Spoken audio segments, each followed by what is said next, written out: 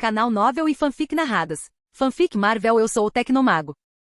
Capítulo 31. No dia seguinte, a frágil paz da Midtown High foi estilhaçada. A história do que havia acontecido no banheiro feminino se espalhou como fogo em palha entre os alunos, sussurrada nos corredores e enviada por mensagem nas salas de aula. Após um longo período de silêncio, alguém finalmente havia quebrado as regras não ditas estabelecidas por Aidan Parker. E Aidan, por sua vez, mostrou a todos as brutais consequências daquela transgressão. A lembrança do rosto inchado e derrotado de Doreen foi uma lição muito eficaz. Léo, ou Víbora como seus amigos o chamavam, estava praticamente vibrando de animação ao ouvir a notícia. Significava que as coisas finalmente estavam ficando interessantes de novo. Ele havia faltado ontem, um fato que agora lamentava profundamente. Ele conhecia os métodos de Aidan. Uma lição profunda geralmente envolvia uma semana em que o infrator deveria andar com muita cautela. Mas quando soube que a briga inicial tinha sido entre garotas, sua animação murchou. A cara reclamou com os amigos. Briga de garotas? Eu não teria como me envolver mesmo. Logo cedo naquela manhã, uma furiosa senhora Phoebe marchou até o escritório do Sr. Simons, batendo com força na porta com os nós dos dedos.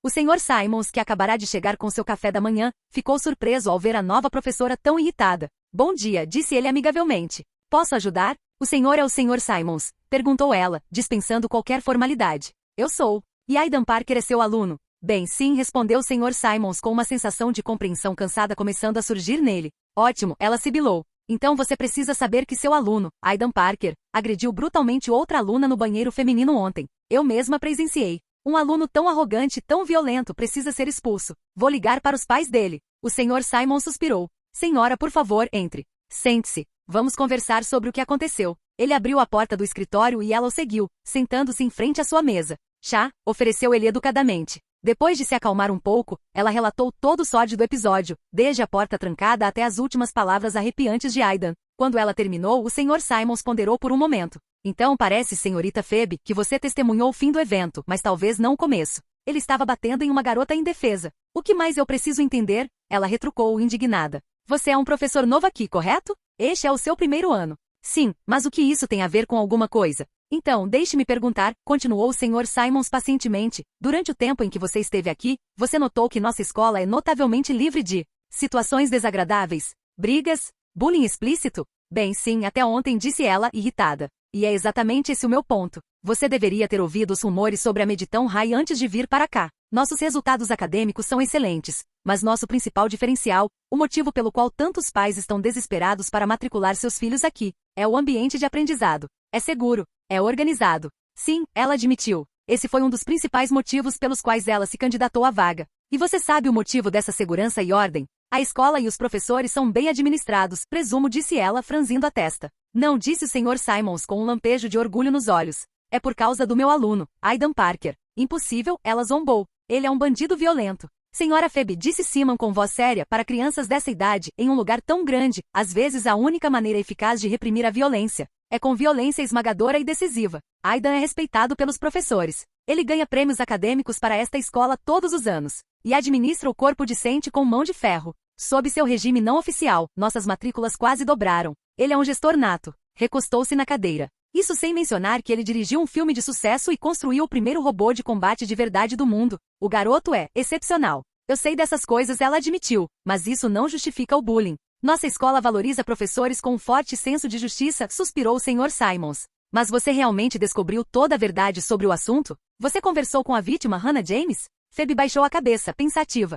Tudo bem, disse ela finalmente. Vou investigar melhor. Ela sentiu que talvez tivesse sido parcial demais. Agradeceu-lhe e saiu, com uma semente de dúvida agora plantada em sua mente. Na sala de aula, antes do primeiro sinal tocar, Aidan conversava com Erika. Então você mandou a Hannah para casa ontem? Ela está bem? Sim, disse Erika. Ela é só tímida. Não gosta muito de falar. O nome completo dela é Hannah James. Então você deve ter tido uma caminhada entediante. Erika fez beicinho. Com certeza. Mesmo assim, ninguém deveria mais implicar com ela. Ela provavelmente vai se abrir eventualmente. Então, olhou para ele com uma expressão surpresa. Sabe, você estava bem bonito ontem. Geralmente você parece tão gentil. Aidan franziu a testa. Um olhar gentil não é bonito? Erika balançou a cabeça, explicando com a gravidade de uma filósofa, do ponto de vista de uma garota, gentil é bonito. Mas aquele olhar frio e concentrado que você tinha ontem, isso sim é charmoso. Então eu deveria me meter em brigas com mais frequência para que você possa me admirar? Erika chegou a considerar a ideia por um instante. Não, eu me cansaria de assistir isso o dia todo.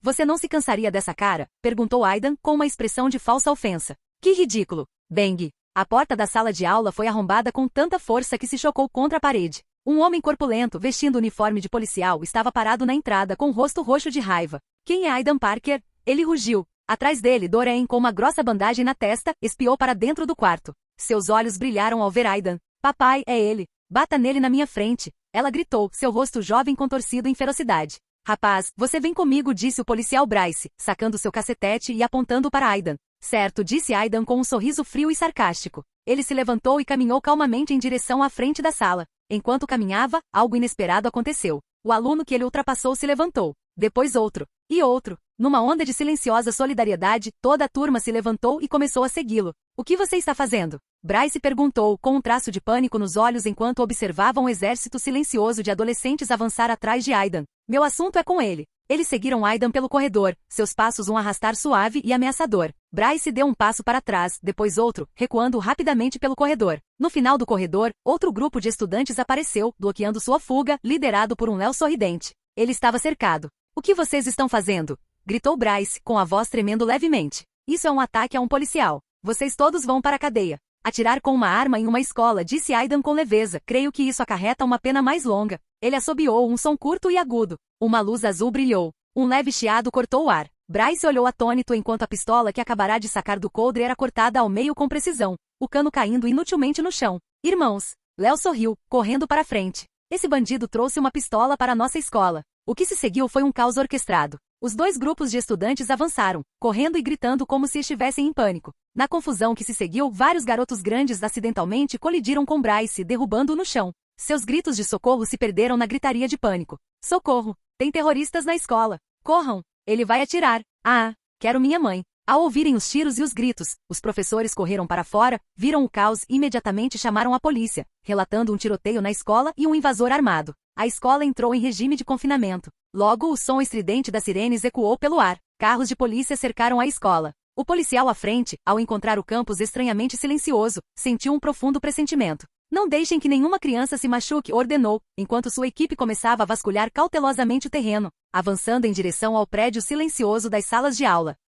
Capítulo 32. A equipe da SWAT se moveu como fantasmas pelos corredores assustadoramente silenciosos da Midtown High. Eles vasculharam a primeira sala de aula, encontrando-a vazia. Na segunda, encontraram uma professora aterrorizada encolhida com um grupo de alunos do primeiro ano debaixo de suas carteiras. Está tudo bem, disse o líder da equipe, abaixando o rifle. Somos a polícia. Viemos resgatá-los. Ele logo entendeu a situação. Um único tiro seguido de gritos e o som de uma debandada em pânico. Eles continuaram cautelosamente em direção ao prédio da escola secundária. Quando chegaram, a cena que encontraram era tão bizarra que desafiava todo o treinamento tático. Não havia atirador ativo nem reféns. Em vez disso, o corredor estava cheio de estudantes conversando casualmente em grupos de 2 ou 3. No centro do corredor, um grupo deles apontava e ria de um homem grande, machucado e ensanguentado que jazia inconsciente no chão. Uma armadilha? Uma brincadeira de estudantes? Esses pensamentos passaram pela cabeça do líder da equipe enquanto ele hesitava atrás de uma parede. Sua equipe se aproximou sorrateiramente ouvindo as conversas. Aquele gangster surtou completamente quando sacou a arma, disse um aluno.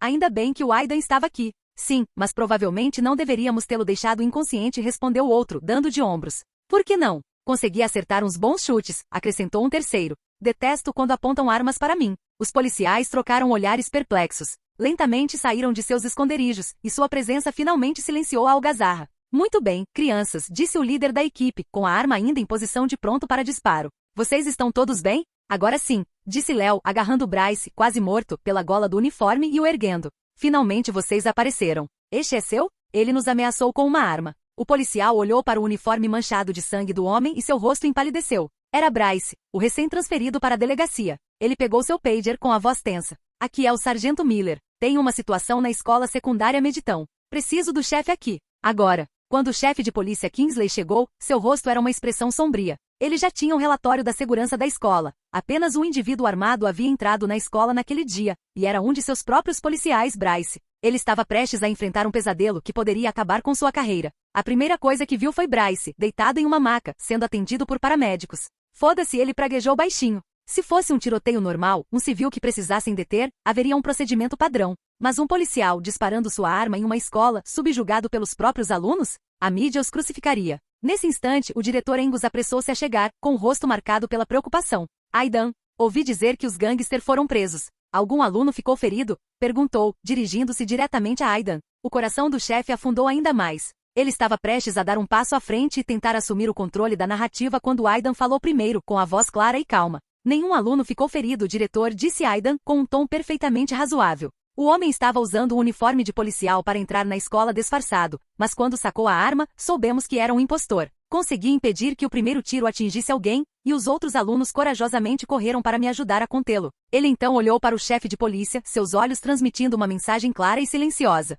Afinal, sargento, nenhum policial de verdade atiraria em alunos desarmados. Não é mesmo? Kingsley, um homem resoluto de meia-idade, ficou atônito por um segundo. O garoto não estava apenas explicando, estava lhe entregando um álibi perfeito, impecável. Uma saída. Uma onda de imenso alívio o invadiu. Ele olhou para o adolescente com uma mistura de admiração e profundo respeito. É absolutamente verdade, disse Kingsley, agora com voz firme. Foi um erro nosso não termos alertado a escola sobre um possível impostor na área. Lamentamos profundamente que os alunos tenham ficado assustados. Bem, disse o antigo diretor, satisfeito. Já que o assunto está resolvido, esperamos um relatório completo quando sua investigação for concluída. Você deveria levar esse gangster para um hospital o mais rápido possível, acrescentou Aidan, prestativo. Ele pode morrer se for tarde demais. E se ele estiver morto, será muito mais difícil perguntar quem o contratou. O significado implícito pairava no ar, um presente e um aviso em um só. Claro, disse Kingsley, acenando com a cabeça em sinal de gratidão. Também enviarei a recompensa pela prisão de um criminoso perigoso por um civil. Ele fez um gesto para que seus homens levassem Bryce embora.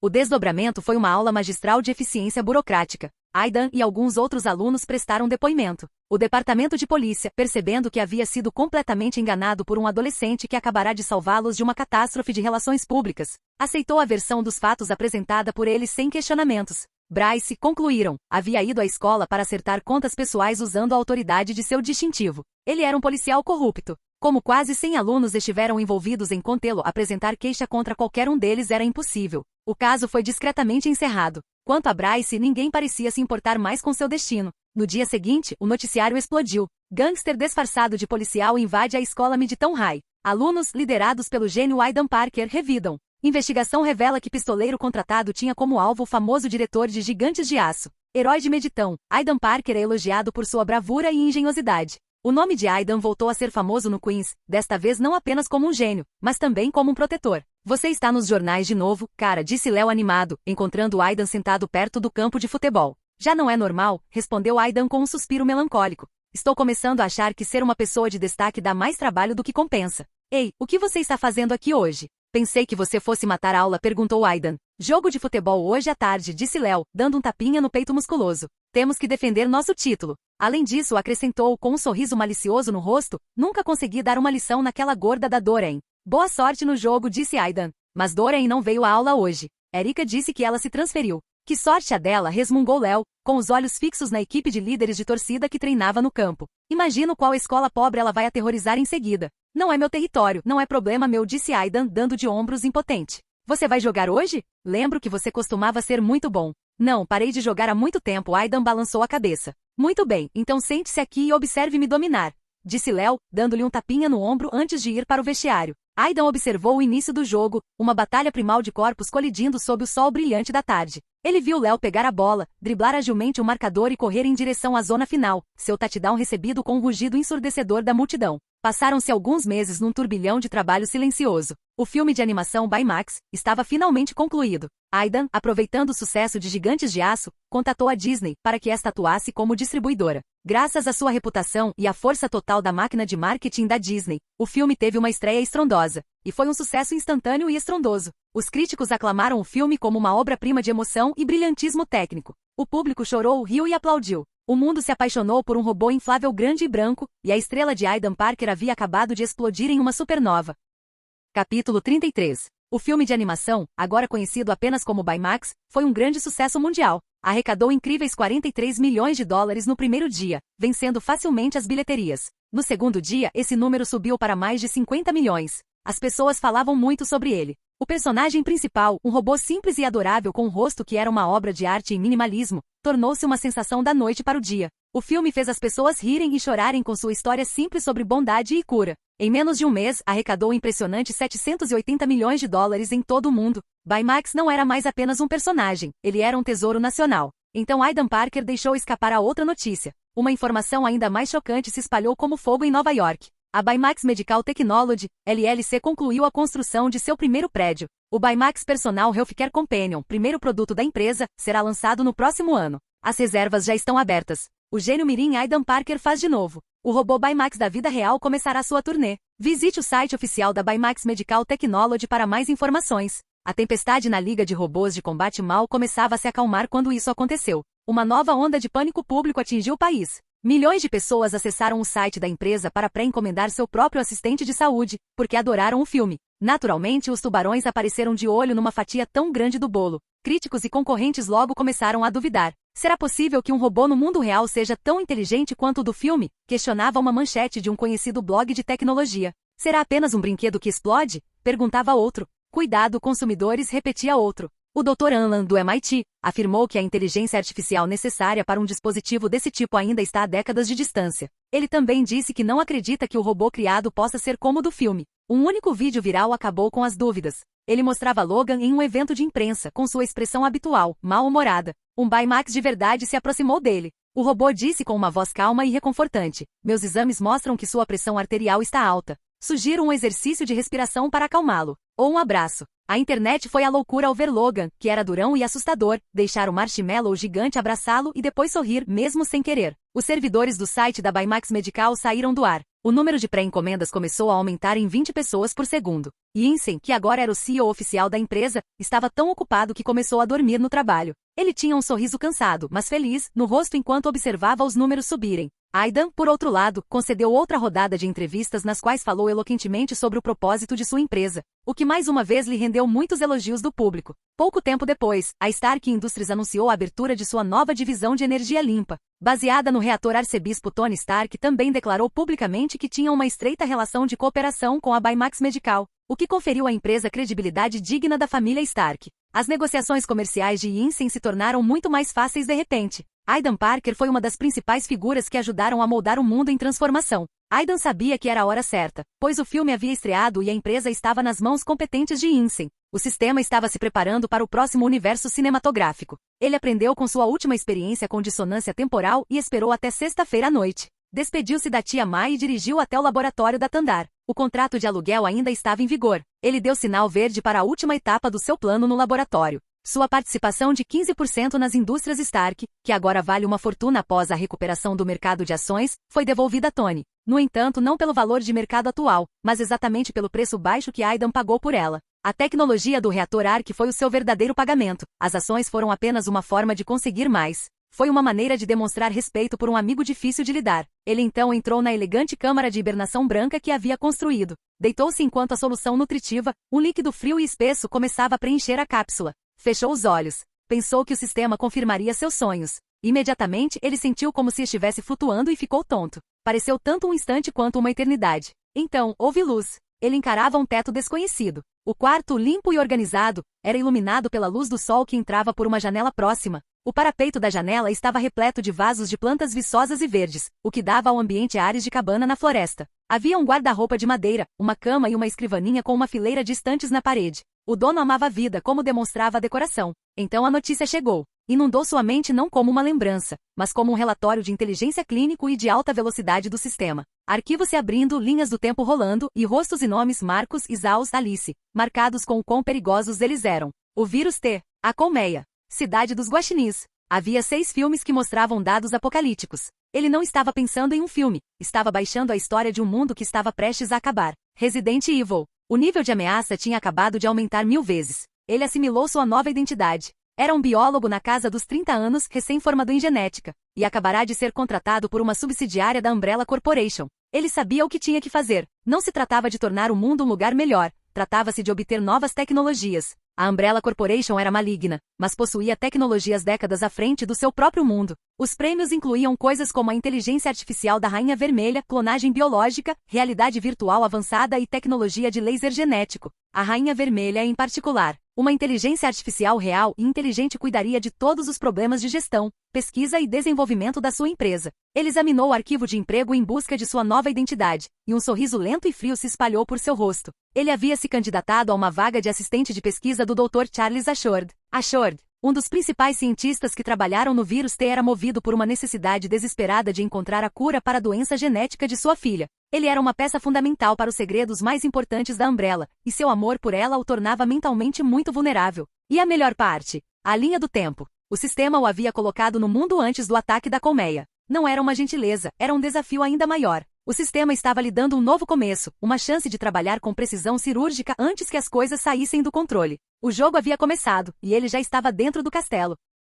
Capítulo 34. A primeira coisa a fazer no mundo novo era sempre se orientar. Ward Morey, um biólogo recém-formado, começou a aprender sobre o mundo em que agora vivia depois de se adaptar à sua nova identidade. O campo da tecnologia era fortemente inclinado para ciências médicas e biológicas. Ele lia sobre terapias genéticas radicais, próteses avançadas e até projetos de criogenia financiados por empresas que trabalhavam por um futuro melhor para todos. A Umbrella Corporation estava no centro de tudo, como uma enorme aranha em uma teia que se estendia pelo mundo. Era um monopólio global com influência em todos os setores possíveis, de produtos farmacêuticos e equipamentos médicos a contratos de defesa. Mas Ward sabia que seus lucros reais vinham do lado sombrio: tecnologia militar, engenharia biológica ilegal e armas biológicas. Ela tinha tanto poder que podia controlar governos inteiros e ter grande influência nas Nações Unidas. Ward achava que eles eram um modelo, mas um modelo ruim. O medo e o segredo eram o que mantinham seu império funcionando. Meu negócio será baseado em confiança e boa vontade. Menos poderoso, mas no fim, mais forte. Ele já havia enviado seu currículo para a Umbrella e sabia que provavelmente receberia uma ligação para uma entrevista em cerca de 3 dias.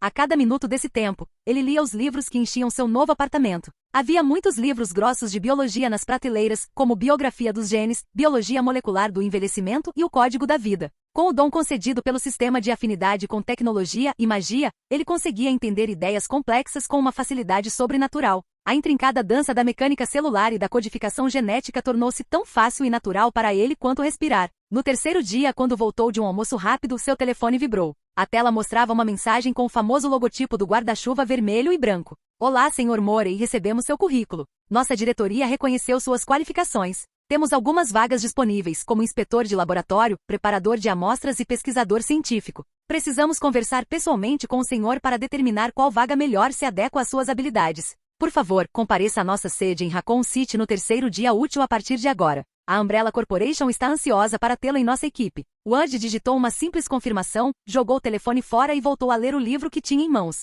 Sua atenção logo se voltou para o capítulo sobre telômeros e mitocôndrias, que eram os 2 maiores problemas que o vírus T precisava superar para alcançar seu terrível objetivo. Ele se preparou para ir ao centro da cidade no dia marcado. Seu estudo sobre Raccoon City tinha sido muito útil. A Umbrella construiu a fortaleza na ilha para abrigar as famílias de seus funcionários e, mais importante, para proteger a extensa instalação subterrânea de pesquisa da colmeia. A cidade era uma gaiola que parecia um paraíso. Era cercada por desertos e grandes rios, e havia apenas uma estrada principal que levava para fora. A Umbrella tinha controle total. Até mesmo o departamento de polícia local era uma subsidiária integral. Ward sabia que quando o vírus finalmente se espalhasse, a cidade cairia rápida, completamente e sem sombra de dúvida. Ele usou o celular para chegar ao endereço e logo se viu diante de um prédio quadrado e branco, no meio da cidade. O edifício era um exemplo chocante de modernismo em uma cidade repleta de construções antigas. Suas paredes lisas e sem emendas eram feitas principalmente de vidro branco opaco. De longe parecia um cubo sem detalhes, mas, à medida que se aproximava, ele podia ver a curva estranha e inquietante de sua fachada. Na entrada, ele mostrou o celular ao guarda de segurança fortemente armado. O guarda olhou a mensagem e abriu o portão sem dizer nada. Ward caminhou por uma trilha ladeada por plantas de um verde artificial, perfeitamente podadas, e entrou no salão principal. Um homem na casa dos 40 anos, vestindo um jaleco de pesquisador, o aguardava. Ele parecia frio e distante. Aidan disse: "Meu nome é Ward Morey", e estendeu a mão. "Estou aqui para me candidatar ao cargo de assistente do Dr. Charles Ashford." Tite, o homem, não aceitou a mão que lhe foi oferecida. "O Dr. Ashford está fazendo um experimento. Venha comigo. Você vai esperar." Ele se virou e conduziu Ward por um longo corredor vazio sem dizer mais nada. Enquanto caminhavam, ouviram um rugido baixo e gutural vindo do interior do prédio, como o som de um animal enorme e furioso. "Como foi o som?" perguntou Ward, num tom educado de interesse. "Órgão experimental", disse Tite friamente sem dar mais informações. Ward ergueu uma sobrancelha, mas continuou andando. Chegaram a uma porta pesada que parecia prestes a explodir. Uma câmera se projetava da parede, e sua lente vermelha estava apontada para o olho de Tite. A porta se abriu com um chiado hidráulico. "Fique do lado de fora", disse Tite enquanto caminhava até um computador. "Vou registrar suas pupilas." Ward ficou parado onde a câmera estava. Tite digitou um código e a câmera deu um zoom novamente. "Fique aqui. Olhe para a lente." Ward fez o que lhe foi dito. Um feixe de luz vermelha cruzou seus olhos. Atravessou, mas não me cegou. Mais uma. Demorou mais alguns minutos para a autenticação ser concluída. Pode entrar, disse Tite, sua voz ficando mais suave quase sem que ele percebesse, agora que Ward estava oficialmente no sistema. Parece que você já foi designado para o projeto do Dr. Ashord. Ward disse com um sorriso surpreso. Parece que sim. Mas, no fim das contas, a palavra final é do Dr. Ashord. Rapaz, espero que você se comporte. Ward provocou. Pensei que você não gostasse de mim. Não. É assim que o Tite é. Uma nova voz disse. Vocês vão ter que se acostumar. Um homem em uma cadeira de rodas de alta tecnologia, controlada remotamente, aproximou-se deles. Sua cabeça estava levemente inclinada para o lado e ele usava óculos. Seu cabelo era ralo e seu couro cabeludo calvo. Ele parecia fraco, como alguém que teve poliomielite. Era o Dr. Charles Ashord. Ele olhou para Ward e disse, venha comigo, e então virou a cadeira de rodas. Ward disse, bem então, irmão Tite, eu vou primeiro, e seguiu Ashord para fora do laboratório de segurança máxima em que acabavam de entrar. Eles atravessaram mais corredores e finalmente chegaram a um escritório particular. Ashord apontou para uma cadeira e disse, sente-se. Ele começou a entrevista assim que Ward se sentou. Senhor Morey, examinei seu currículo. Por que o senhor deseja trabalhar para a Umbrella Corporation? Ward respondeu, porque quero criar medicamentos que curem com o rosto imbuído de um idealismo profundo. Quero ajudar pessoas que têm doenças genéticas e deficiências que as acompanharão por toda a vida. Ashord refletiu sobre isso por um tempo. Um paciente com uma deficiência genética. Qual seria a melhor maneira para ele voltar a andar? Perguntou de repente. Você teria que regenerar as células mortas, disse Ward sem hesitar. Ou, se isso não funcionar, criar dispositivos mecânicos avançados para auxiliar o esqueleto. E se essa condição fosse um sinal de envelhecimento precoce? Isso seria um problema relacionado à senescência celular, disse Ward. Seria preciso descobrir como alterar as mitocôndrias e alongar os telômeros. As mitocôndrias produzem a energia que nossas células precisam. Elas geram radicais livres quando funcionam, o que as prejudica, diminui a produção de energia e acelera o envelhecimento. Se alguém conseguisse resolver os problemas com as mitocôndrias e impedir que os telômeros encurtassem durante a divisão celular, talvez as pessoas pudessem viver para sempre. Charles Ashord assentiu lentamente, claramente impressionado. Preciso de ajuda. Você pode ficar com o emprego se quiser, mas terá que assinar um acordo de confidencialidade de alto nível. Ele não via aquele jovem inteligente e independente apenas como um assistente, ele o via como uma arma em potencial. Um amigo que não fazia parte da corrupção corporativa da qual homens como Isaus faziam parte. Sem problema, disse Ward, assentindo com a cabeça. Ele estava satisfeito com o sucesso do seu plano. Há mais alguma coisa de que você precise? Ashord entregou-lhe um documento grosso e disse, não neste momento. Assine isto e você irá para Tite para sua primeira orientação. Ligarei para você quando precisar. Depois que Ward assinou o acordo de confidencialidade, Ashord olhou para ele novamente, e havia outra pergunta teórica em seus olhos. E se fosse possível usar um vírus para se combinar com células humanas, infectá-las e substituí-las para corrigir o dano genético? Então, em termos biológicos, o hospedeiro deixaria de ser humano, disse Ward após uma pausa. Os genes mudariam, e os cromossomos também. O sistema imunológico humano também reagiria. As células imunológicas matariam as células infectadas pelo vírus em uma onda de suicídio celular, o que causaria a formação de muito tecido morto por todo o corpo. A testa do Dr. Ashord se franziu enquanto ele começava a pensar. Era evidente que sua mente estava debatendo os mesmos problemas que Ward acabará de mencionar. Ele não se surpreendeu com as respostas do jovem, pois o processo de seleção da Umbrella era muito rigoroso. Certo, Sr. Morey. Por enquanto é só. Bem-vindo ao meu laboratório. Ele sorriu e olhou para Ward. Tite lhe mostrará tudo. Volte daqui a 2 dias. Ward disse, sem problema, doutor. Mas eu gostaria de pedir uma pequena coisa. Eu estava querendo conseguir alguns suprimentos para um projeto meu. Alguns dispositivos de proteção. Ashord olhou para ele com interesse. Ah, é? O que você vai fazer? Só uma brincadeira. Ward prometeu que faria isso no seu próprio tempo e que não atrapalharia sua pesquisa. Ashord refletiu sobre isso. Aquele garoto era uma ótima adição. Não custava nada fazê-lo feliz. E talvez um dia ele precisasse daquele jovem inteligente para ajudá-lo com a própria filha. O pedido era um pequeno preço a pagar pela lealdade. Certo, muito bem. Diga a Tite o que você precisa. Eu direi sim.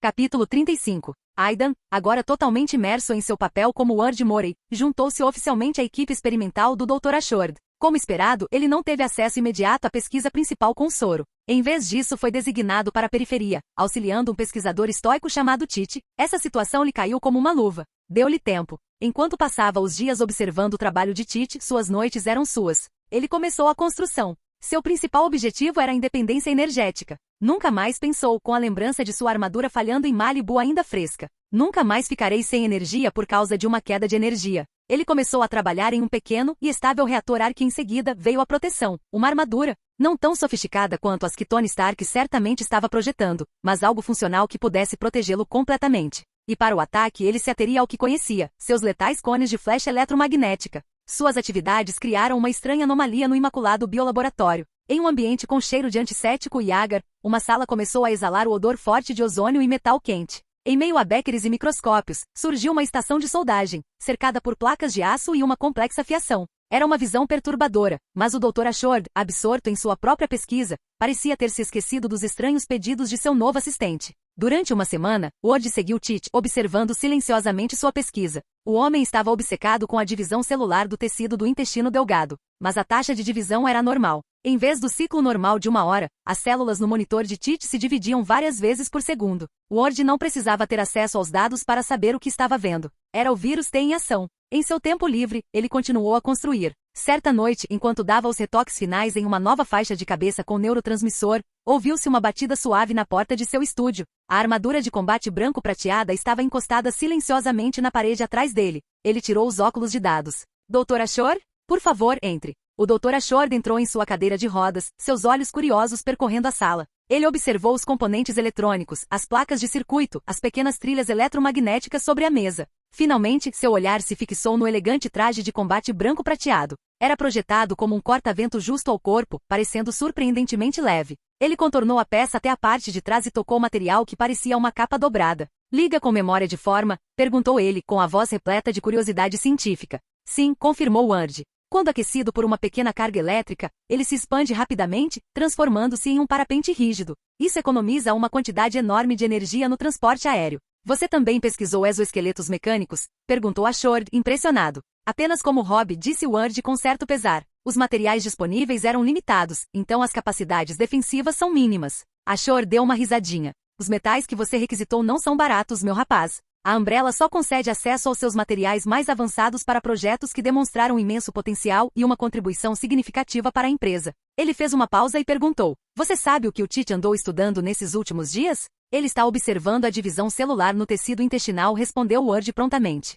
Mas a taxa de mitose é anormalmente alta. Em algumas amostras, observei 3 ou mais divisões por segundo. Sem os dados principais, não posso chegar a uma conclusão definitiva, mas as células estão exibindo replicação em nível cancerígeno sem a degeneração associada. O Dr. Ashord assentiu com a cabeça, sua decisão tomada. Venha comigo, disse ele, saindo da sala em sua cadeira de rodas. Quero lhe mostrar algo. Ward o seguiu de volta ao laboratório principal e, em seguida, a um santuário interno isolado. A sala estava banhada pelo brilho incandescente de inúmeras máquinas. As mesas estavam densamente repletas de tubos de ensaio contendo líquidos de cores inquietantes. Num canto, uma piscina de cultivo borbulhava com culturas de células em crescimento. Ashord dirigiu-se a um recipiente de vidro quadrado que continha um único tubo de ensaio com um líquido azul iridescente e agitado. Há algum tempo, começou ele, com a voz assumindo um tom frenético e febril, perguntei-lhe sobre um vírus capaz de ativar células mortas. Agora posso dizer-lhe que o encontramos. Um vírus que pode aumentar rapidamente o metabolismo do corpo e regenerar tecido necrótico. Ele pegou o tubo de ensaio. Claro, como você previu, o sistema imunológico humano o ataca violentamente. A energia necessária para combatê-lo e alimentar a regeneração é imensa. Então, disse ele, com os olhos brilhando com uma esperança terrível, fundimos o vírus com o DNA de uma sanguessuga, dando-lhe propriedades regenerativas quase autossustentáveis. Ele falou da filha e seu rosto se iluminou com um amor terno. O efeito do experimento é notável. Há esperança de que minha filha possa se levantar novamente. Então, sua expressão se tornou sombria. No entanto, houve efeitos colaterais. Os primeiros participantes do teste começaram a tossir, espirrar e desenvolver erupções cutâneas. Logo descobrimos que o vírus ainda invadia células saudáveis. O corpo começou a apodrecer. O vírus invadiu o cérebro, e a necessidade de energia e proteína do corpo tornou-se primitiva. Eles se tornaram como animais, como aqueles afetados pela raiva. Então você está pesquisando um soro de cura, afirmou Ward, pegando o frasco azul que Ashord lhe entregou. O vírus T, a praga que poderia acabar com o mundo, bem ali em sua mão. Sim, confirmou Ashord. Após a injeção do vírus T, o físico do hospedeiro é fortalecido, mas também acelera os danos mitocondriais. Isso acelera o envelhecimento. O objetivo do soro é eliminar as células infectadas depois que elas tiverem concluído seu trabalho de cura, restaurando o corpo ao normal. E onde está a pesquisa agora? Descobrimos que a alicina tem algum efeito antagônico sobre o vírus, mas não pode ser eliminada. Precisamos desenvolver um medicamento específico que possa destruir o material genético do vírus, explicou Ashord. Feliz por ter uma mente brilhante com quem discutir seu trabalho. Ele não esperava que Ward resolvesse seus problemas, mas era idoso. Suas pernas e pés estavam inutilizados e ele precisava desesperadamente de um par de mãos habilidosas. Ward mergulhou na pesquisa com uma intensidade feroz. Embora seu conhecimento de biologia fosse recente, seu talento para a afinidade e a orientação de um mestre como Ashord permitiram que ele aprendesse a um ritmo fenomenal. Suas ideias, extraídas de diferentes paradigmas científicos de outros mundos, frequentemente forneciam a Ashord novas linhas de raciocínio, e o progresso deles com o soro acelerou drasticamente. Em breve chegou a hora do primeiro teste com participantes reais. Em uma câmara selada, um rato de laboratório foi injetado com o vírus T. Ward observava os dados sendo transmitidos em seu monitor. Um observador frio e clínico das 4 fases do apocalipse biológico.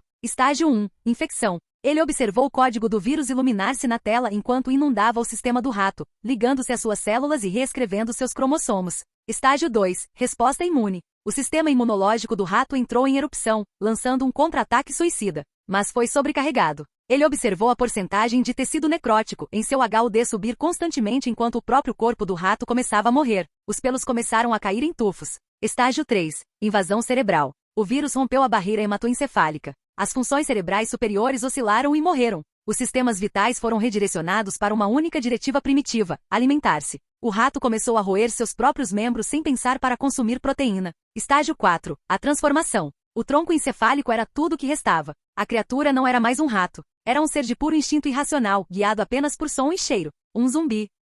Capítulo 36. Ward Moore encarava a câmara de isolamento, o rosto iluminado pelo brilho de uma dúzia de monitores. Ele não estava assistindo à morte de um animal, estava observando uma cascata de falhas biológicas e sucessos aterradores. Dentro da caixa de vidro, o rato de laboratório, antes saudável, agora era um horror convulsivo. Seu corpo em decomposição enquanto se movia com uma energia frenética e antinatural. Ele registrava cuidadosamente o fluxo de dados com uma expressão de puro fascínio clínico. Aquela era sua primeira observação de perto do processo de infecção pelo vírus T, e era de tirar o fôlego. Ele observava os dados enquanto o vírus ressuscitava células mortas apenas para deformá-las, criando algo novo e monstruoso. É incrível, pensou ele com a mente a mil. Os efeitos colaterais eram apocalípticos, mas se pudessem ser neutralizados, esse vírus poderia curar a maioria das doenças conhecidas pelo homem. Os deficientes poderiam ser curados, doenças genéticas poderiam ser revertidas, a vida poderia ser restaurada. E como arma biológica, era perfeito. Um exército que não sente dor, não tem pensamentos além de uma fome primitiva e possui uma resiliência incrível. Era a tentação suprema, uma cura milagrosa em uma mão e uma praga apocalíptica na outra. Bem, a voz do Dr. Ashord, mais animada e fanática do que Ward jamais ouvirá, interrompeu seus pensamentos. Vamos começar os experimentos de injeção de soro. Claro, doutor, respondeu Ward, virando-se para pegar um porquinho da Índia fresco. Ele injetou o novo rato com o vírus T. Enquanto aguardavam o aparecimento dos sintomas, uma seringa contendo um soro verde brilhante estava pronta na bandeja. Meia hora depois, o rato começou a apresentar sintomas semelhantes aos da gripe, com seu pequeno corpo tremendo. Injete primeiro uma dose de 40 ml, ordenou o Dr. Ashord. Ward, usando equipamento de proteção, pegou cuidadosamente o rato em processo de depilação e administrou o soro. Colocaram-no de volta na gaiola e observaram os monitores. Os dados mostravam as células do vírus sendo erradicadas rapidamente, mas uma onda de alerta secundário surgiu em seguida. O soro era potente demais, estava destruindo também células saudáveis, como um incêndio químico queimando a floresta para eliminar as ervas daninhas. A concentração sérica está muito alta, relatou Ward, transferindo os dados para a tela de Ashord.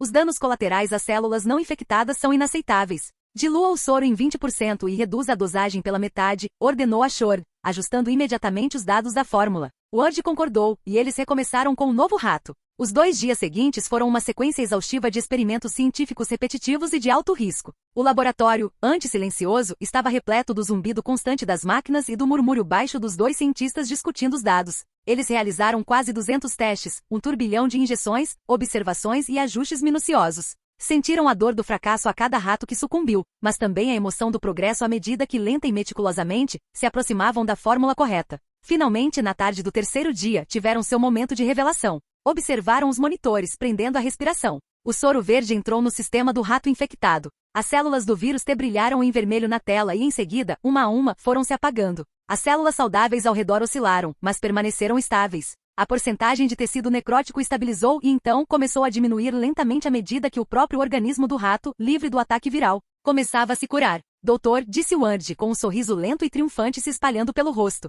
Conseguimos. Sim, sim. Ashord sussurrou, agarrando os braços da cadeira de rodas com as mãos e os olhos brilhando com lágrimas de alegria. Conseguimos. Sua filha finalmente poderia ser curada. Ward, no entanto, apontou para uma tela secundária. Uma ressalva, doutor. Observe o comprimento dos telômeros. Ele foi reduzido em 12%. O paciente está curado, mas a infecção inicial lhe custou uma fração de sua expectativa de vida natural. Um pequeno preço a pagar por uma vida, disse Ashord com a alegria inabalável. Agora, vamos continuar com os experimentos com mamíferos. Você, quer descansar um pouco? Perguntou Ward. Ele só naquele momento percebeu o profundo cansaço que se instalava em seus ossos. Eles não dormiam há dias. O lembrete pareceu atingir Ashore também. Sim, você tem razão. Descanse um pouco, filho. Continuaremos amanhã. Ward assentiu com a cabeça, sentindo o corpo subitamente muito pesado. Até amanhã, doutor. Ele saiu cambaleando do laboratório, acenando cansado para Tite enquanto passava, voltou para seu próprio estúdio e desabou na cama macia, adormecendo antes mesmo de sua cabeça tocar completamente o travesseiro. No dia seguinte, Ward entrou no laboratório revigorado, pronto para começar a próxima fase. Ele parou abruptamente na porta. Ao lado da cadeira de rodas do Dr. Ashore estava um homem que não pertencia àquele lugar. Ele vestia um terno impecável e caro que parecia completamente deslocado, e seu sorriso não alcançava seus olhos frios e avaliadores. A própria expressão de Ashore era feia, uma mistura de raiva e derrota. Há algum problema? Perguntou Ward, estreitando o olhar sobre o intruso. O homem Kane lançou-lhe um olhar de desdém antes de voltar sua atenção para Ashore. Dr. Ashore, a empresa exige que o senhor entregue todos os dados referentes ao soro curativo que desenvolveu. Então os aproveitadores chegaram, pensou Ward. Era de se esperar. A Umbrella havia financiado a pesquisa, os resultados pertenciam a eles. Não, recusou o Dr. Ashore com a voz trêmula de raiva. O soro não está completo. Não passou por todos os testes. Nós cuidaremos dos experimentos em humanos a partir daqui, disse Kane com um tom impaciente. Não queremos perder mais tempo com isso. Como você sabia que o soro era viável? Perguntou Ashore, virando a cabeça inconscientemente para olhar para Ward. Ward apenas deu de ombros com uma expressão completamente inexpressiva. O vírus T não é estável, implorou Ashore, tentando uma abordagem diferente. Se vazar, causará uma catástrofe global. Vamos melhorar isso, disse Kane, com um tom ameaçador. Agora preciso dos dados sobre o seu soro. Se você se recusar, seremos obrigados a revogar seu laboratório, todo o financiamento associado e todas as propriedades concedidas a você pela Umbrella Corporation. Sua filha, ele se inclinou, a voz um sussurro venenoso, permanecerá nessa cadeira de rodas pelo resto da vida. E a Umbrella garantirá que seja uma vida muito longa e muito desconfortável. A derrota invadiu o Dr. Ashore. A luta sumiu de seus olhos. Ele se deixou cair na cadeira, virou-se para o computador e com as mãos trêmulas copiou os arquivos para um pendrive. Aqui, disse ele com a voz oca ao entregá-lo a Kane. Leve os materiais de produção do soro. Leve tudo. Kane assumiu o controle do veículo e assentiu com satisfação. Ao se virar para sair, seus olhos frios encontraram os de Ward por um longo e significativo momento. Ele não está apenas me observando, percebeu Ward. Ele está avaliando um novo ativo. Ele sabe que eu estive envolvido. Ele está me marcando. Kane então se virou e saiu do laboratório sem dizer mais nada, o som de seus sapatos caros ecoando na sala repentinamente silenciosa. Capítulo 37. Após a partida de Kane, um silêncio pesado e sufocante pairou sobre o laboratório como um sudário. O Dr. Ashore permaneceu imóvel em sua cadeira de rodas, o olhar fixo no espaço vazio onde o pendrive estivera momentos antes. Seus pensamentos vagaram para seu velho amigo Marcos, e ele se perguntou se aquele era o mesmo amargo coquetel de esperança e traição que o consumira. Eles haviam embarcado naquela jornada para salvar suas filhas, apenas para desencadear um potencial apocalipse no processo. Aparentemente nosso laboratório está sob vigilância há algum tempo, observou Ward em voz baixa, rompendo o silêncio opressivo. Era de se esperar, respondeu Ashore, com a voz frágil como folhas de outono. Quando o vírus T foi desenvolvido, minha liberdade pessoal ficou limitada. Mas o fato de eles saberem que o soro estava pronto e virem buscá-lo no dia seguinte. Ele fez uma pausa, virando a cabeça para encarar Ward com um lampejo de suspeita. Alguém andou monitorando nossos dados. Ward encarou-o sem pestanejar, abrindo as mãos num gesto de inocência. Doutor, estou neste laboratório há 3 dias seguidos. A única vez que saí foi para dormir algumas horas ontem à noite, e isso foi a seu pedido. Ashore o observou por um longo momento, então a suspeita se dissipou, substituída por uma resignação cansada. Eu sei. Não importa mais quem foi. Eles têm o vírus. Talvez o soro cure pelo menos algumas das pessoas que eles inevitavelmente infectarão. Então, vamos continuar com nosso próprio experimento? Perguntou Ward, ignorando cuidadosamente a expressão sombria do homem mais velho. Sim, disse Ashore, uma faísca de desafio reacendendo. Vamos em frente. Não confio nos dados nem nos métodos deles. Teremos nossos próprios resultados verificáveis. Ele se voltou para o computador com renovado propósito. Os mamíferos usados como cobaias foram entregues. Vamos preparar a medicação. Num canto do laboratório, várias gaiolas contendo macacos e cães inquietos aguardavam seu destino. Durante a semana em que Ashore e Ward iniciaram seus meticulosos testes em mamíferos, uma mensagem breve e impessoal chegou da sede da Umbrella. Os testes em humanos haviam sido concluídos, anunciava a mensagem. Os resultados mostravam uma chance promissora de cura, desde que o sistema imunológico do paciente não tivesse entrado em colapso total. Parabéns pelo sucesso, concluía a mensagem com a frieza corporativa. Ashore deu uma olhada rápida, apagou sem dizer uma palavra e voltou ao trabalho. Os testes realizados em mamíferos provaram ser um sucesso estrondoso. O passo final foi iniciar os testes em humanos. A notícia se espalhou por redes clandestinas de pacientes de que o laboratório de Ashore estava buscando voluntários para uma nova terapia radical que poderia tratar doenças. terminais e deficiências. O portal de inscrição foi inundado com candidaturas de pessoas desesperadas, todas dispostas a arriscar a vida por uma réstea de esperança. Eles selecionaram cuidadosamente 5 candidatos: um adolescente, uma jovem, um homem de meia idade, um idoso e uma criança. No caso da criança, Ward analisou pessoalmente os arquivos. Seus olhos pararam na fotografia de uma garotinha sorridente com cabelos negros e cacheados. Em seu prontuário estava escrito: miastenia graves grave, resultando em paralisia corporal quase total. Ele pensou na consciência dela presa dentro de um corpo que não obedecia e tomou sua decisão. Com os 5 voluntários reunidos, o trabalho de verdade começou. O soro curativo era incrivelmente difícil de sintetizar, um único passo em falso no processo, um erro mínimo na temperatura ou no tempo, e todo o lote seria inutilizado. Não havia reservas. Ward precisava produzir 5 doses perfeitas antes do horário marcado. O Dr. Ashord, tendo feito tudo o que podia, sentiu o peso das longas semanas de separação da filha. Entregou a plena autoridade do laboratório a Ward e foi para casa. Tite, o frio assistente de laboratório, também havia assumido Ashord dispensara dias antes por um pequeno acidente experimental. Uma desculpa conveniente para se livrar do homem que agora suspeitava com razão ser o espião da Umbrella. Durante um mês, Ward reinou sobre seu próprio reino científico isolado. O zumbido silencioso das máquinas tornou-se sua única companhia. Nos intervalos entre os experimentos, ele finalizou seus projetos pessoais, o reator Arc, a armadura, as flechas guiadas neuralmente. Ele estava agora preparado para a tempestade que sentia se aproximando sobre Raccoon City. Rostos estranhos e desconhecidos começaram a aparecer na cidade com homens com olhares duros e postura militar. A atmosfera estava ficando carregada de uma tensão silenciosa. Finalmente, ele tinha 10 doses perfeitas do soro. Chegou o dia do experimento. Os 5 voluntários foram levados às instalações em veículos discretos da Umbrella e acomodados em suas respectivas câmaras experimentais. Ashore voltou com um humor mais leve do que Ward o vira em semanas. Como foi sua ausência, doutor?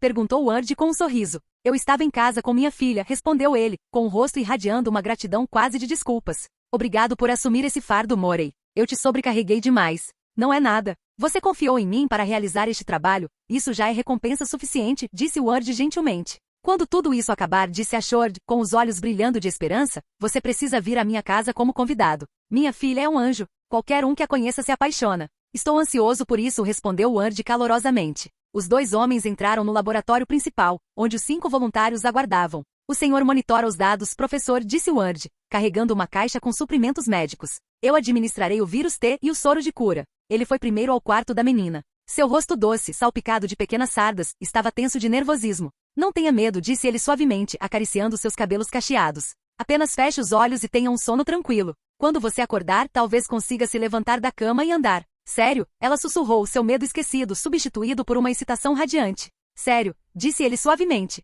Mas você precisa dormir em paz, está bem? Está bem, ela exclamou radiante, fechando os olhos e mergulhando em sonhos cheios de esperança. Ward administrou a injeção do vírus T. No monitor, ele observou o início do processo. O vírus entrou no que era conhecido como ciclo lisogênico, incorporando-se às células hospedeiras, que continuaram a viver e se multiplicar, agora servindo como cavalos de Troia. As células nervosas dormentes da garota rapidamente voltaram à vida, mas seu sistema imunológico, ainda intacto, iniciou sua luta desesperada. Um soro com inibidor retardou a disseminação do vírus, dando-lhes um tempo precioso. 1 hora depois, sua paralisia havia desaparecido, mas a guerra que se travava dentro de seu corpo estava apenas começando. Chegou então um momento crucial. Ward iniciou a infusão lenta do soro verde de cura. Na tela, eles observaram as células virais, que se multiplicavam rapidamente, serem alvejadas e destruídas sistematicamente. O sistema imunológico, agora reforçado, começou a eliminar as células infectadas restantes. Logo, o último vestígio do vírus T havia desaparecido. As células regeneradas estavam normais e saudáveis novamente.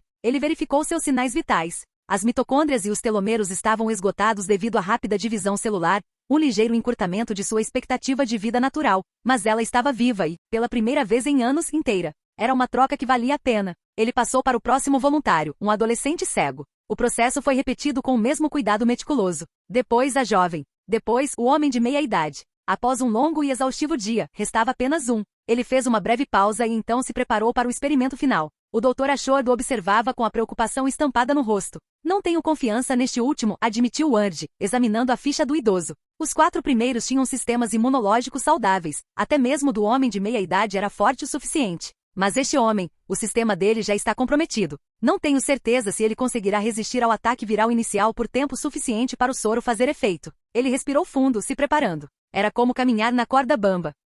Capítulo 38. Na manhã seguinte, o laboratório parecia estranhamente silencioso. Ward e o Dr. Ashord estavam diante da grande janela de observação, observando os 4 voluntários que agora estavam acordados, movendo-se livremente e irradiando perfeita saúde. Seus corpos haviam sido completamente restaurados. Mas na quinta câmara de isolamento, um lençol branco cobria a cama, um lembrete cruel do preço pago por seu sucesso. Aparentemente, disse Ward, com os braços cruzados e um tom clinicamente distante. Um sistema imunológico comprometido não consegue sobreviver ao ataque viral inicial. O soro torna-se inútil se o hospedeiro morrer antes que o processo de cura possa começar. Sim, sussurrou o Dr. Ashord com a voz oca de derrota. O único fracasso lançou uma sombra sobre os 4 sucessos milagrosos. A esperança secreta que ele acalentava de usar o vírus em si mesmo para que um dia pudesse caminhar ao lado de sua filha curada, desmoronou em cinzas. Sua própria saúde frágil o impedia de arriscar o tratamento. Ele poderia restaurar a vida de sua filha, mas estava condenado a assisti-la para sempre da prisão de sua cadeira de rodas. Uma semana depois, os exames finais confirmaram que os 4 voluntários sobreviventes permaneciam estáveis, sem sequelas.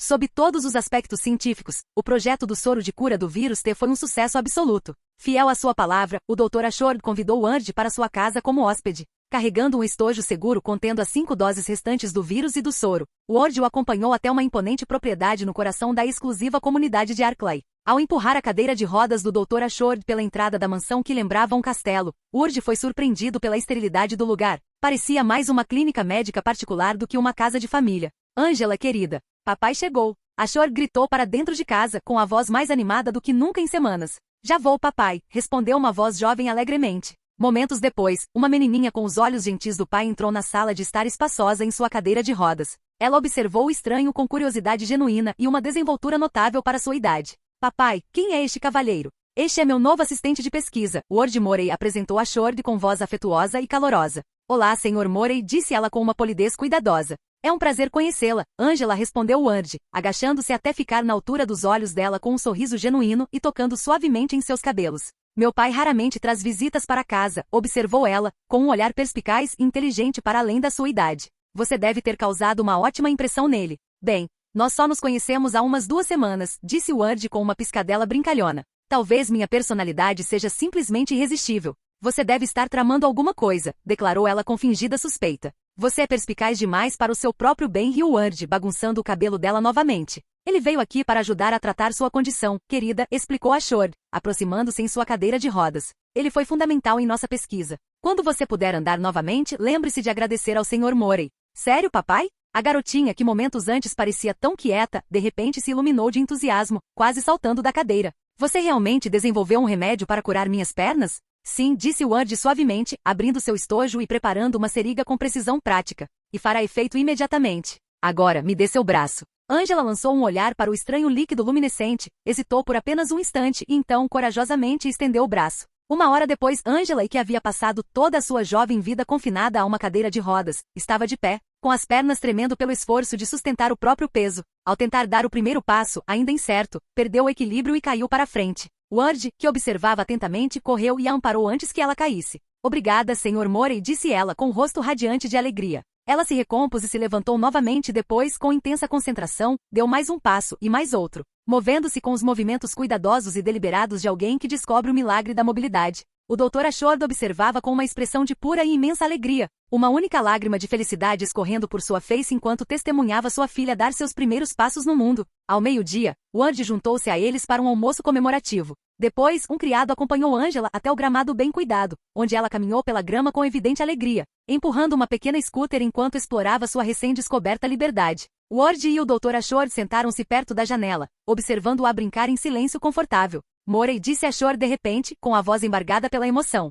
Obrigado. Obrigado por tudo que você fez. Ao longo da colaboração, ele testemunhara a dedicação incansável do jovem. Sua mente brilhante capaz de compreender e expandir os conceitos mais complexos com uma velocidade notável. Sem mim, acredito que o senhor teria desenvolvido o soro eventualmente, doutor, respondeu Ward com sua humildade característica. Talvez. Mas sua entrada no meu laboratório foi a decisão mais sábia que tomei em anos. Ele fez uma pausa, estudando o perfil de Ward. Então, o que vem a seguir? Você continuará a pesquisa com o soro comigo? Seu tom carregava uma esperança inconfundível. Depende, respondeu Ward com cautela. Quais são seus planos? Você vai continuar desenvolvendo o soro ou voltar a trabalhar no vírus? O soro, disse Ashord, com a expressão cada vez mais sombria. O vírus T já está fora do meu controle. Não tenho dúvidas de que a empresa o usará como arma para a guerra biológica. É minha responsabilidade e minha penitência, criar um antídoto para o monstro que ajudei a libertar. Entendo, disse Ward pensativamente. Ele se virou para encarar Ashord diretamente.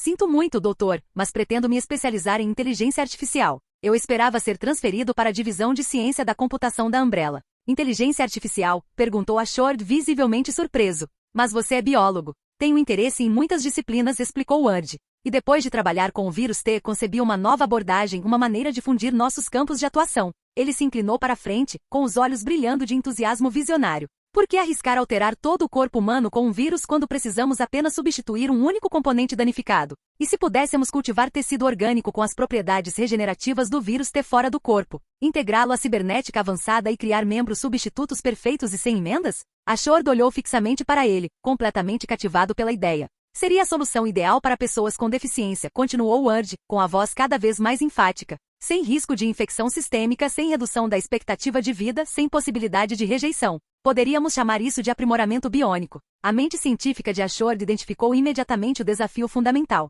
Mas os efeitos colaterais do vírus T, os instintos agressivos, o potencial para mutação, você corre o risco de criar um membro que pode se voltar contra o hospedeiro. É exatamente por isso que preciso dominar a inteligência artificial primeiro, respondeu Word com desenvoltura. Os impulsos agressivos das células virais seriam contidos e controlados por um chip de segurança dedicado? Uma inteligência artificial de circuito fechado que garante que a carne obedeça à máquina e a máquina obedeça ao usuário. Uma simbiose perfeita e segura. Ele sorriu com confiança. E se os efeitos colaterais problemáticos não estiverem presentes no corpo do hospedeiro desde o início, eles se tornam muito mais controláveis. Ashord ficou completamente fascinado. O conceito era revolucionário. Máquinas biônicas que não apenas simulavam funções biológicas, mas incorporavam tecido vivo de verdade. Uma verdadeira fusão de biologia e tecnologia, criando uma nova forma de vida sem as complicações da consciência. Ele olhou para o jovem à sua frente e viu não apenas um biólogo brilhante, mas uma verdadeira mente renascentista. Um visionário cujo pensamento transcendia as fronteiras acadêmicas tradicionais. Parecia que sua parceria com Ward Morey estava apenas começando. Capítulo 39. Tem certeza desse caminho, filho? O Dr. Ashord recostou-se na cadeira, com os dedos entrelaçados. Os olhos do velho carregavam aquele peso peculiar de quem passou muitos anos observando mentes brilhantes tomarem decisões terríveis. Ward não hesitou. Com certeza absoluta. Olha, eu sou obcecado por bionica desde criança, mas o vírus T? Isso sim é coisa de outro mundo. Ele gesticulou em direção à janela, onde Raccoon City se estendia abaixo deles. A Umbrella vem brincando nesse terreno há décadas. Toda aquela pesquisa, todas aquelas descobertas, está tudo aqui, esperando por alguém inteligente o suficiente para usá-las. E estúpido o suficiente para se aproximar disso, ele não acrescentou. Mas essa era a beleza do seu plano. Ashord era brilhante, sem dúvida, mas ainda era apenas um gerente de nível médio. O verdadeiro poder, o verdadeiro acesso pertencia às famílias fundadoras. O Dr. Isals era um pesadelo psicótico envolto em um jaleco branco, mas Alicia Marcos? Ela controlava metade da empresa e tinha problemas paternos de sobra. Uma recomendação de um velho amigo do pai abriria portas que 20 anos de bajulação não conseguiram. O rosto marcado pelo tempo de Ashord se contraiu em uma carranca. É um território perigoso. O tipo de terreno que engole carreiras inteiras. Tudo que vale a pena é perigoso. Um longo silêncio se estendeu entre eles. Finalmente Ashord assentiu. Eu ligo. Não posso prometer que ela vai aceitar, mas eu te apresento a ela. Até lá, você continua sendo minha assistente. Entendido? Cristal. Word sorriu. Ah, e vou precisar de um orçamento maior. Não dá para revolucionar a ciência com trocados. Feito. Seu pequeno projeto com soro fez com que a diretoria nos enchesse de dinheiro como confete. Um mês depois, Raccoon City estava morrendo. Não literalmente ainda não, mas Word podia sentir no ar. A cidade estava empolvorosa com aquela tensão elétrica que precede o caos. O Departamento de Relações Públicas da Umbrella trabalhava sem parar, inventando histórias sobre incidentes químicos menores e exercícios de segurança de rotina. As vans pretas se multiplicavam como bactérias, e os noticiários não paravam de reportar incidentes isolados que já não eram tão isolados assim. Ward mergulhou de cabeça no trabalho. Seu laboratório havia se tornado uma fortaleza de aço e ciência, o único lugar que ainda fazia sentido. Enquanto isso, Ashord praticamente se tornará um eremita, passando cada momento livre com Angela. Homem inteligente. Ele sabia o que estava por vir. A inscrição dizia: tempestade chegando. Abrigue-se. Nas profundezas da Terra, na instalação que chamavam de colmeia, alguém fez merda. Muita merda. O vírus T escapou. A Rainha Vermelha, a inteligência artificial supostamente perfeita da Umbrella, decidiu que a melhor maneira de conter o surto viral era transformar toda a instalação em um túmulo. Todas as pessoas lá dentro morreram. Quando a equipe de limpeza finalmente conseguiu invadir a colmeia, apenas 2 sobreviventes emergiram, Alice e Matt. A resposta da Umbrella? Excelente. Vamos fazer experiências com eles. O projeto Alice nasceu. O programa Nêmesis entrou em ação a todo vapor. E então, porque aparentemente o assassinato em massa não era suficiente, algum gênio decidiu abrir o lacre da colmeia. O que poderia dar errado? Tudo deu errado. Os mortos jorravam como água de uma represa rompida. Líquers, cães zumbis e horrores cambaleantes que um dia foram humanos, todos movidos por uma fome insaciável por carne viva. A Umbrella acionou o botão de pânico. Os protocolos de evacuação VIP foram ativados. O Dr. Ashford foi retirado de casa como bagagem. No caminho, o comboio de Angela sofreu um acidente, um caminhão surgiu do nada e transformou seu carro em sucata. Mas Angela sobreviveu. Graças à cura do vírus T, ela saiu ilesa de um acidente que deveria tê-la matado instantaneamente. O Urd foi esquecido. Sem equipe de resgate. Sem telefonema. Sem obrigado pelo seu serviço, aqui está sua indenização milionária. Ele era oficialmente dispensável. 3 dias após o início do apocalipse, Ward estava dando os retoques finais em sua obra-prima quando o almoço chegou. A armadura de microbot estava finalmente completa, 2 anos de trabalho condensados em um traje capaz de parar balas, desviar lâminas e resistir a mordidas de zumbis. Mísseis ainda eram um problema, mas não se pode ter tudo. O entregador parecia a própria morte. Pálido, suado, com os olhos desfocados. Havia algo de errado com o jeito como ele se movia também, como um fantoche com metade dos fios cortados. Cara, você parece precisar de um hospital, disse Ward, mantendo distância. Não, estou bem. A voz do garoto estava arrastada, sonhadora. Fui mordido por algum maluco em Shinaton, mas é só um arranhão. Ward olhou para o ferimento no braço do garoto. Arranhão não era a palavra que ele usaria. Boca do inferno purulenta seria mais preciso. Certo. Deixa eu pegar um dinheiro. Ward recuou em direção ao seu laboratório, com todos os seus instintos gritando perigo. O entregador o observou partir com olhos famintos. No saguão, o novo segurança, um homem magro e nervoso na casa dos 50, surgiu com um saco de lixo. Ei, garoto, leva isso para fora para mim? O entregador se virou. Sorriu. Não era um sorriso humano. O que há de errado com o seu? Raalha. O grito que se seguiu também não era humano. Era úmido, desesperado e interrompido abruptamente. Ward já estava se movendo. Ele colocou a faixa de interface neural na testa e pronunciou o comando. A armadura contra a parede se dissolveu em um enxame de partículas negras, fluindo pelo ar como uma sombra líquida. Os nanorobos o envolveram, endurecendo em uma elegante placa preta com detalhes em cinza. A placa facial se selou com um leve chiado, e de repente o mundo foi inundado por fluxos de dados e avaliações de ameaças. Hora de mostrar que você merece, murmurou ele, dirigindo-se para a porta. Ele abriu a porta e encontrou 2 assinaturas de calor oscilando no corredor. Através do filtro infravermelho, ele não conseguia ver o sangue, a carne dilacerada, o olhar faminto e terrível em seus olhos. Eles eram apenas alvos agora. Ei, ele gritou. Vocês ainda querem aquela gorjeta? Os 2 zumbis se viraram na direção da voz dele. O entregador ainda tinha sangue escorrendo da boca. O segurança estava com a maior parte da garganta arrancada. Eles atacaram. Ward levantou as 2 mãos com as palmas para fora. Fatura paga integralmente. 2 pulsações silenciosas de energia concussiva. 2 cabeças explodiram como melões maduros. 2 corpos atingiram o chão com baques úmidos. Eficiente, observou Ward, examinando as palmas das mãos. Mas consome muita energia. Preciso trabalhar nisso. De volta aos seus aposentos, a placa frontal da armadura escorreu como mercúrio líquido. Ward pegou o controle remoto e ligou a TV. Ataques misteriosos se espalham por toda a área central da cidade. As autoridades afirmam que este é um surto isolado de raiva. A polícia pede aos cidadãos que permaneçam em suas casas. A tela mostrava o caos. Zumbis saindo de prédios em chamas. Policiais descarregando seus pentes em coisas que não paravam no chão. Cidadãos gritando, correndo e morrendo. Ward estendeu a mão para um pacote de batatas fritas, mas parou. Na tela, um zumbi devorava com entusiasmo as entranhas de alguém. Ele devolveu as fichas. Obrigado por nada, Umbrella. A cidade estava desmoronando, e ele estava preso no meio dela. Sozinho. Esquecido. Sem nada além de sua astúcia, sua armadura e uma vontade enorme de fazer alguém pagar por essa confusão toda. Ele recostou-se e assistiu ao fim do mundo ao vivo na televisão. Isso vai ser interessante.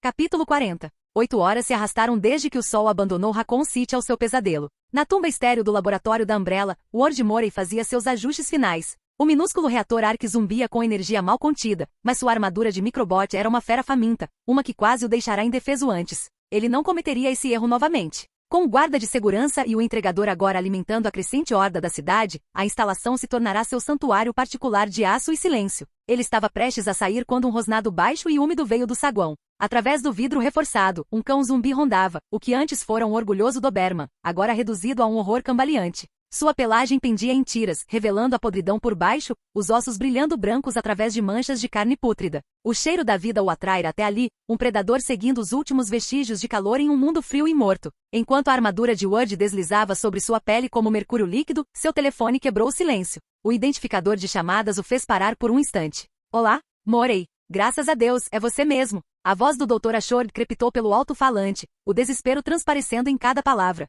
O senhor ainda se lembra de mim, doutor. O tom de Ward carregava o peso de antigas feridas. Que comovente. Sinto muito, Morey. Meu Deus, sinto muito mesmo. Mas minha filha, ela não conseguiu sair. Ela ainda está lá dentro, e eu estou ficando louco tentando encontrar um jeito de chegar até ela. E o que disse Ward, observando o cão zumbi arranhar o vidro com suas garras em decomposição? Você quer de mim? Eu vi as imagens de vigilância. O que você fez com aquelas coisas? A voz de Ashore falhou. Preciso que você salve minha filha, Ward. Eu te dou tudo, pesquisa, financiamento, códigos de acesso. O trabalho da minha vida. Só, por favor. Ward estudou o monitor de segurança, observando o Doberman zumbi circular como um tubarão farejando sangue. Perfeito. Interceptei uma equipe de sobreviventes, doutor. Agentes da UBCS indo na direção dela. Mas você tem razão, não é o suficiente. Ele fez uma pausa, saboreando o momento. Sua filha, Angela, estuda na Raccoon City Junior High, não é? Sim. Sim, é exatamente aí que ela está. O silêncio se estendeu entre eles como um fio esticado. Ward deixou a tensão no ar, permitindo que o desespero fervilhasse. Muito bem, doutor. Aceito sua oferta. Mas quando eu disse qualquer coisa, eu quis dizer isso mesmo. Discutiremos o preço quando eu a tiver em segurança. A ligação caiu. Ward se virou para o cachorro zumbi, que agora arranhava freneticamente o vidro reforçado. Sabe de uma coisa? Você é um cachorro muito corajoso. Uma flecha de cobalto materializou-se de seu cinto, movendo-se como um relâmpago congelado. Ela perfurou o vidro com uma rachadura cristalina, penetrando o crânio da criatura com um baque úmido e decisivo. A besta desabou sem cerimônia. Ward passou por cima do cadáver ainda frio enquanto seu visor exibia um mapa tático da cidade. As coordenadas da escola se fixaram e as asas de arcanjo se desdobraram de suas costas como penas metálicas. Com uma explosão de impulso incandescente, ele alçou voo rumo ao céu vermelho sangue. Bem acima, em um poste de luz, uma única câmera umbrella girava, acompanhando o ponto brilhante enquanto ele desaparecia na escuridão. Vista do céu, Raccoon City era a própria personificação do inferno. Incêndios desabrochavam como flores mortais pela paisagem urbana, seu brilho alaranjado revelando cenas que assombrariam até os anjos. Hordas imensas de mortos-vivos moviam-se pelas ruas em ondas lentas e inexoráveis, ocasionalmente avançando como uma maré de decomposição quando algum sobrevivente desesperado saía de seu esconderijo. O próprio ar parecia gritar, uma sinfonia de tiros, vidros quebrando e os gemidos intermináveis dos condenados. Ward trocou seus propulsores para a configuração de planador silencioso, sua capa se transformando em asas negras como teias de aranha. Ele era um fantasma contra o céu infernal, mas sabia que havia olhos o observando. A cidade inteira era o terrário da Umbrella, e sua rede de vigilância não deixava nada passar. Deixe-os observar, pensou ele, ajustando sua rota de voo. Eles não verão uma ameaça, ainda não. Verão um recurso a ser catalogado, uma variável a ser adquirida. Enquanto Ashore permanecesse valioso para eles, e ele permanecesse valioso para Ashore, estaria protegido. Seu caminho até Alicia Marcos ainda estava livre. Ele pousou no telhado da escola secundária sem fazer barulho. Por dentro, a escola parecia um mausoléu. A luz pálida do luar filtrava-se pelas janelas sujas, pintando tudo de prata e sombra. Manchas de sangue decoravam as paredes como arte abstrata, e carteiras viradas contavam histórias de pânico e fuga. O silêncio era tão denso que chegava a sufocar. Então, o grito de uma mulher quebrou o silêncio. Gil Valentini se movia pelos corredores com a graça fluida de uma predadora, arma em punho, sentidos aguçados. Ela seguiu o eco do terror até sua origem, uma sala de aula vazia onde uma pequena mochila jazia abandonada como um memorial à normalidade. Atrás de uma escrivaninha virada, ela encontrou Angela Ashore, de 11 anos, tentando ser corajosa em um mundo que enlouqueceu. Antes que qualquer um pudesse dizer algo, um cão zumbi irrompeu pela porta como um pesadelo que ganhou forma. Estes não eram mortos-vivos comuns, os cães infernais da Umbrella se moviam com uma velocidade sobrenatural e uma fome que ardia mais intensamente que a própria morte. Gil ergueu a pistola, o rosto uma máscara de medo contido. A criatura rugiu e avançou. A janela da sala de aula explodiu para dentro, lançando uma chuva de fragmentos de diamante. Uma sombra negra desceu do céu noturno, aterrissando com a força de uma estrela cadente diretamente sobre o cão zumbi. A criatura simplesmente parou de funcionar. Num instante era uma máquina de destruição rosnando, no seguinte, virou pasta sob pés blindados. A figura se endireitou e sua viseira se desfez como obsidiana líquida, revelando o rosto calmo e quase gentil de Ward. Olá, Angela, disse ele, acenando amigavelmente. Sentiu falta do seu tio? Tio Morey. Os olhos dela se arregalaram em reconhecimento e alívio. Isso mesmo. Seu pai me mandou buscá-la. Ele chutou os restos do cachorro para o lado com um desdém casual, depois olhou para Gil. Seu olhar se deteve em seu colete tático e ombros expostos. Excelente condicionamento físico, observou ele com um distanciamento clínico. Ele é o assistente do meu pai, explicou Angela rapidamente à policial tensa. Ele veio me resgatar. Cuidado! Gil gritou de repente. Outro cão infernal materializou-se das sombras, suas presas apontadas para a garganta de Ward com precisão cirúrgica. Mas Ward se virou não com pânico, e sim com o incômodo cansado de alguém espantando uma mosca particularmente persistente. Ele agarrou a cabeça da criatura com uma das mãos enluvadas, as mandíbulas se fechando a centímetros de seu rosto. Sua viseira voltou ao lugar, as lentes brilhando em vermelho escarlate na escuridão. Por que, disse ele, com a voz agora rouca e metálica, sempre são cachorros hoje em dia? Com um único movimento desdenhoso, ele arremessou a besta que se debatia para o outro lado da sala. Um raio azul de luz seguiu sua trajetória, sua flecha dançando no ar como um beija-flor mortal. A cabeça do cachorro se separou dos ombros antes mesmo de atingir o chão. A flecha não parou por aí. Ela percorreu a sala de aula num turbilhão de destruição elegante, abatendo os zumbis restantes com precisão cirúrgica antes de retornar ao seu cinto com a lealdade de um falcão treinado. Sua viseira se retraiu, revelando o rosto humano de Ward mais uma vez. Vamos, disse ele, agachando-se e oferecendo a mão a Angela. Vamos encontrar seu pai. Assim que Angela pegou na mão dele, a porta da sala de aula se abriu de repente. Um agente de segurança da Umbrella ficou paralisado na porta, uma única gota de suor escorrendo pela testa enquanto uma seta azul pairava a centímetros do seu rosto. Calma aí. Sem intenções hostis. O homem atrás dele, Carlos Oliveira, ergueu as mãos com um sorriso convencido intacto apesar das circunstâncias. Estamos aqui pelo mesmo motivo. Resgatar a filha do médico.